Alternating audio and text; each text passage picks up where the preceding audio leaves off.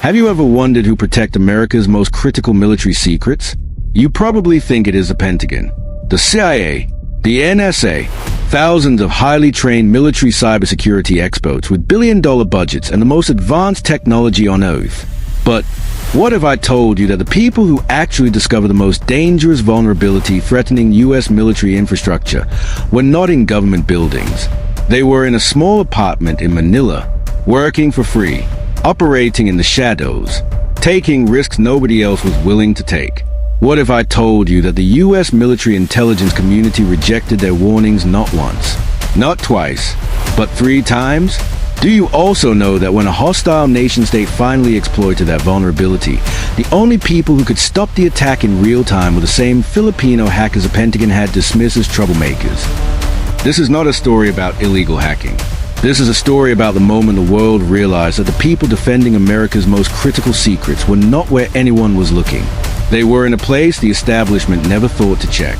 Welcome to the Digital Defenders, the story of how anonymous Filipino cybersecurity researchers became the unwitting guardians of military secrets, and how their actions changed everything about how nations protect their most sensitive information.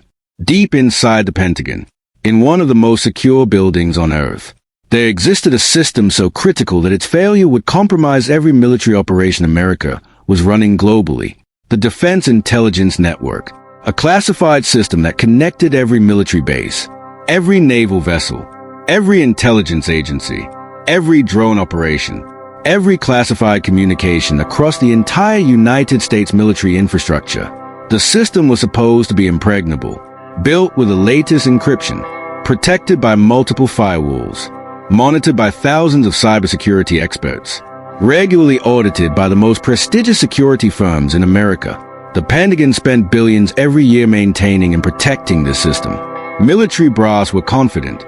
The Secretary of Defense declared it the most secure network ever built by human hands. But in a small apartment in Manila, a group of 5 cybersecurity researchers, led by a brilliant hacker named Marcus, a pseudonym, were staring at their monitors in absolute disbelief. They had found something that made their blood run cold. A vulnerability, not a small one, a catastrophic one, a backdoor so fundamental, so deeply embedded in the system's architecture, that it had apparently been there for years. And nobody at the Pentagon knew about it.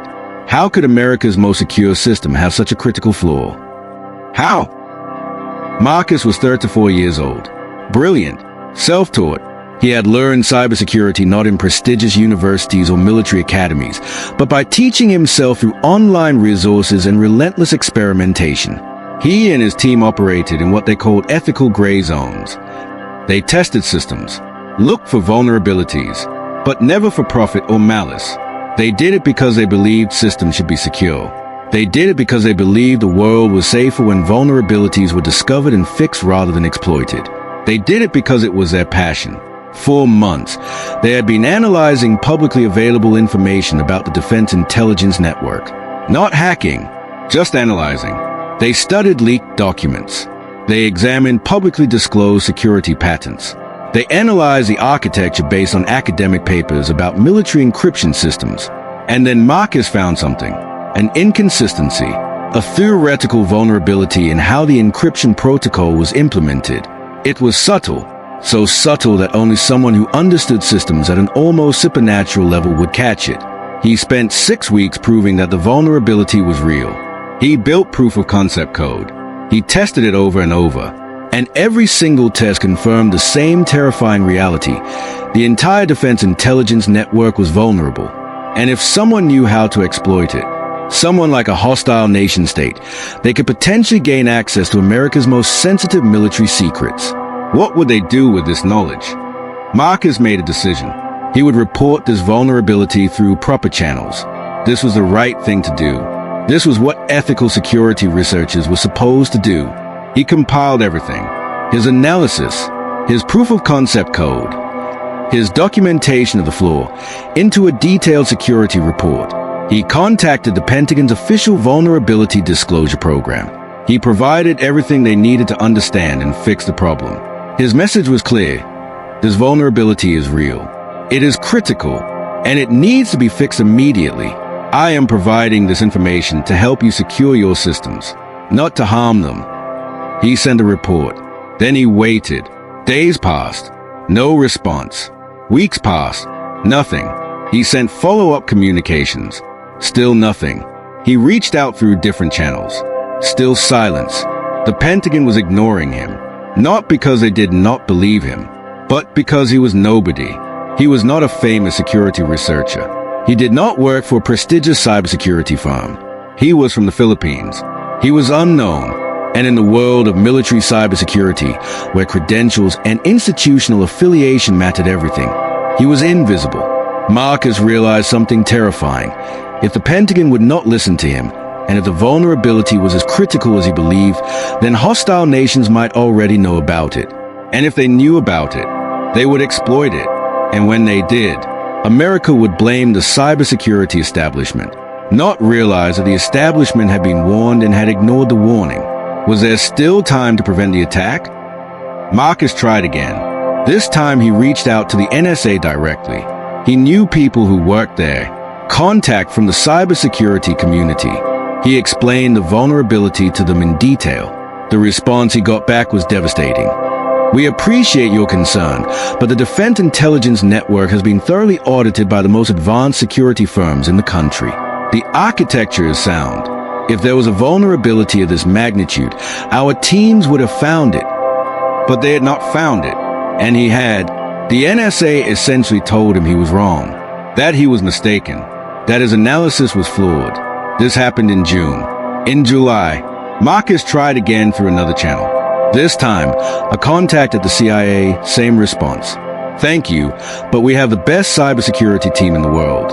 If there was an issue, we would know about it. In August, he tried one more time, this time directly to the Department of Defense. The response was not just dismissive, it was concerning. A letter came back that essentially said, "Stop attempting to access classified military systems. Further attempts may result in legal action." They thought he was trying to hack them. They had completely misunderstood his intentions. They had interpreted his legitimate security research as an attempted intrusion. He was now in danger, legally exposed, and the vulnerability remained unfixed. Marcus faced an impossible choice: keep trying to warn them and risk being prosecuted, or stay silent and hope that nobody exploited the vulnerability before the Pentagon eventually discovered it on their own.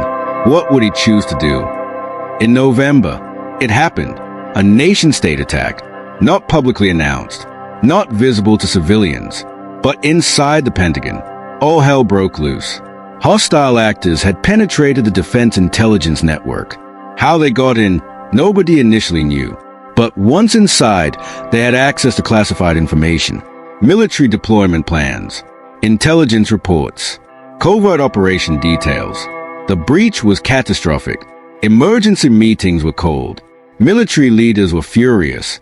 Cybersecurity teams scrambled to understand how this had happened. And then, as they began their forensic analysis, something shocking emerged. The attack vector, the method the hackers had used to penetrate the system. It was the exact vulnerability that Marcus had warned them about. The exact same vulnerability that they had dismissed as impossible. The exact same vulnerability that they had told him did not exist. The Department of Defense realized, with crushing clarity, that they had been warned. They had been given a gift of detailed technical analysis of how to fix the problem, and they had thrown it away. Now, American military secrets were compromised, and the blood was on their hands. But the story was about to get even more extraordinary. The attack was spreading. More nation-states were using the vulnerability. Classified information was leaking. Military operations were being compromised. Allied nations were discovering that their intelligence partnerships with America were now at risk because the foundation of those partnerships, secure communication, had been breached. The Pentagon was in crisis mode. Cybersecurity teams from the NSA, the CIA, the Department of Defense, all the most prestigious agencies, were trying desperately to understand how to fix this vulnerability and stop the ongoing attacks. But here was the problem. The vulnerability was so fundamental, so deeply embedded in the system's architecture, that a standard patch would not work. Removing the vulnerability would require rebuilding core parts of the entire Defense Intelligence Network. It would take months, maybe longer, and while they were rebuilding, hostile actors continued accessing classified information. The situation was spiraling toward catastrophe. American military leaders were meeting with the president. Allies were losing confidence in America's ability to protect classified information. The media was beginning to pick up fragments of the story, though the full extent remained classified. And then, in a moment of desperation, someone at the NSA remembered something. They remembered the warnings. They remembered Marcus's detailed technical analysis. And they realized something crucial. If Marcus understood the vulnerability well enough to warn them about it months ago, maybe he also understood how to fix it. Would the Pentagon actually reach out to the very person they had rejected? The knock on Marcus's apartment door came at night. Not police, not hostile actors, but representative from the National Security Agency. They came with authority. They came with urgency. They came with an offer. Help us fix this vulnerability, and we will protect you from any legal exposure from your previous attempts to warn us. Help us, and we will acknowledge that you were right. Help us, and America's military will recognize your expertise. Marcus could have refused. He had every reason to refuse. The Pentagon had dismissed him. The NSA had told him he was wrong. The Department of Defense had threatened legal action. He had no obligation to help them. But Marcus was not motivated by anger or revenge. He was motivated by the understanding that a vulnerability existed and that people were suffering because of it. He was motivated by the same ethical code that had driven him to warn them in the first place. He said yes. Within hours, he was on a classified call with senior cybersecurity experts from multiple agencies. They described the situation, the scope of the breach, the critical nature of the compromise, and they asked him, "Can you help us understand how to fix this?" Marcus looked at the technical specifications they shared with him. He looked at the attack logs showing how the vulnerability had been exploited, and he realized something extraordinary. They were approaching the fix the wrong way. The standard, conventional approach would take months and still might not work completely. But there was another approach, an innovative approach, an approach that required thinking about the problem differently. He told them, "I can help you fix this, but we need to rebuild the encryption layer using completely different architectural framework. It is not the approach in the textbooks, but it will work, and it will work fast." How fast could an apartment-based team of Filipino hackers really solve a Pentagon problem? The NSA wanted the fix in 2 weeks. Marcus told them it could be done in 10 days. They thought he was being delusional. Marcus and his team were not operating with Pentagon resources. They did not have access to the same infrastructure. They were working in an apartment in Manila with commercial-grade computers and internet. But what they had that the Pentagon did not have was the kind of radical, unconventional thinking that comes from operating outside the system. Marcus's team had spent years thinking about security problems in ways that formal military institutions never would. They were not constrained by regulation procedures or institutional hierarchies. They could move fast. They could think radically, and they understood the vulnerability in a way that no Pentagon team ever could, because they had been the ones who discovered it in the first place. The work began immediately. Marcus's team of 5 worked around the clock, 18-hour days, 20-hour days. They built new encryption protocols. They designed the architectural changes. They created the code that would patch the vulnerability without taking down the entire defense intelligence network. They tested everything obsessively, and they documented everything meticulously so that Pentagon teams could implement the fix on their classified systems. The NSA sent a secure liaison to Manila, an official representative embedded in Marcus's apartment, watching the work in real time, providing feedback, ensuring the solution would actually work within constraints of the Defense Intelligence Network. By day 9, they had it, a complete, tested, battle-ready solution. A way to patch the vulnerability and simultaneously close off the backdoor that hostile actors were using to access classified information. Marcus's team delivered it to the NSA liaison, and then they waited to see if it would actually work. Would the Pentagon be able to implement the fix in time? The NSA and Department of Defense implemented Marcus's solution simultaneously across the entire Defense Intelligence Network. It took 12 hours, longer than they had hoped, but still remarkably fast. And it worked. The vulnerability was patched. The backdoor was closed. The hostile actors who had been accessing classified information were suddenly shut out. The ongoing attack stopped for the first time in months. The Pentagon had the security situation under control, and they owed it all to Marcus and his team of Filipino cybersecurity researchers. The relief in the Pentagon was palpable. Military leaders understood the magnitude of what had almost happened. A complete compromise of American military intelligence could have shifted the balance of global power.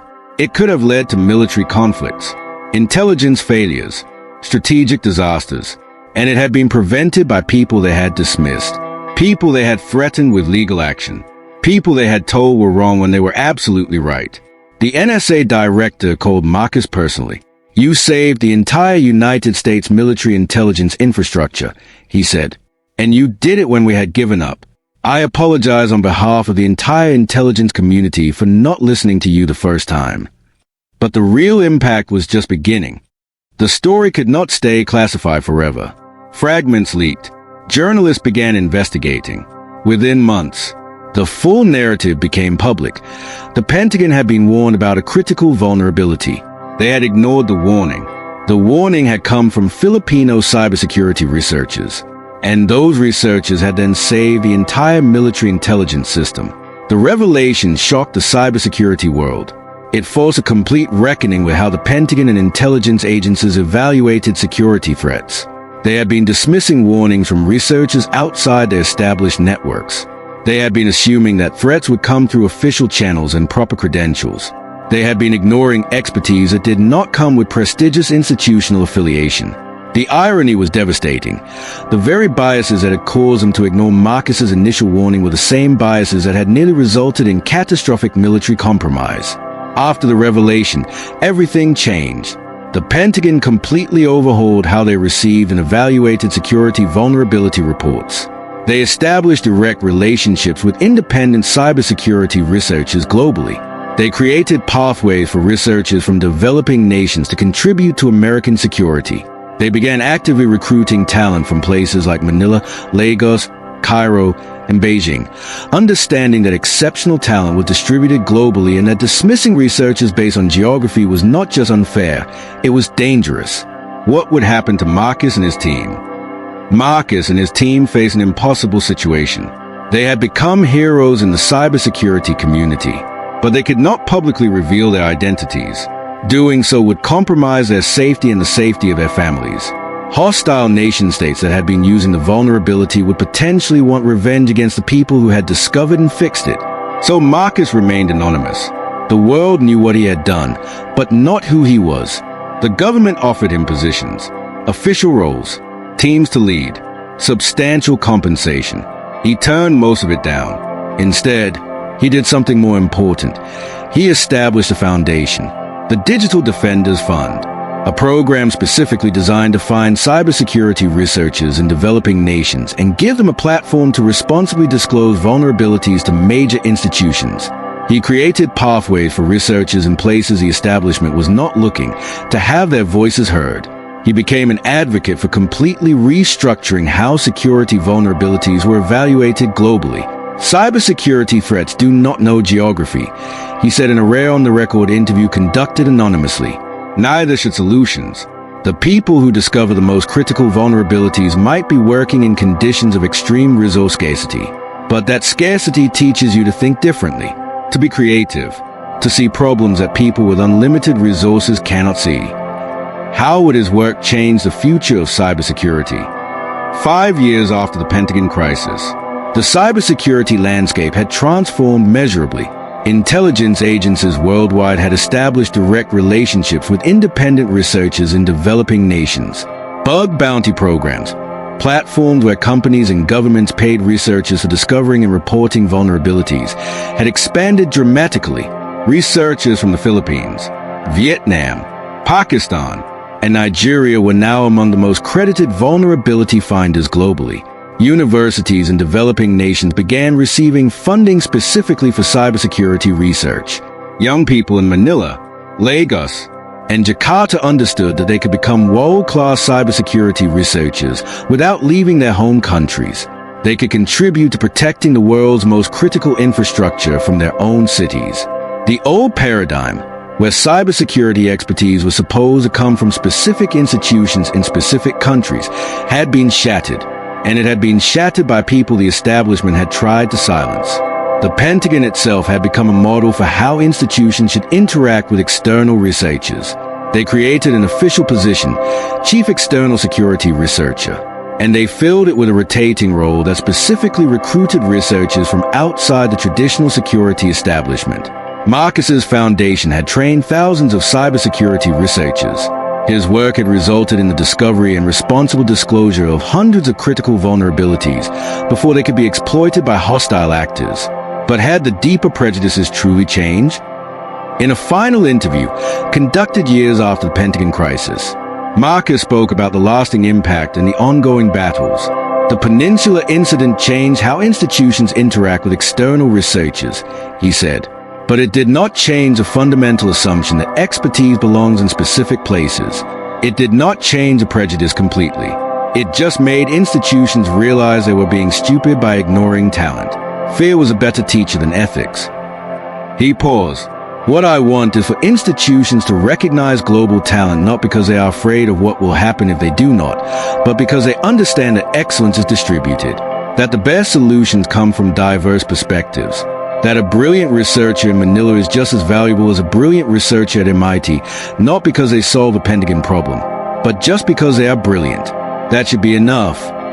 Marcus reflected on the cost of his journey, the years of being dismissed, the threats of legal action, the knowledge that hostile states might want revenge for his role in stopping their attacks. I would do it all again, he said, because the alternative is pretending the vulnerability does not exist. The alternative is letting systems remain broken because people are too proud to admit that the warning came from someone they did not expect. The world is safer because we persisted. That matters more than recognition. What legacy did he leave? Years later, Marcus's story became the foundational case study in how institutions should structure their relationships with global talent. Business schools taught it. Military academies taught it.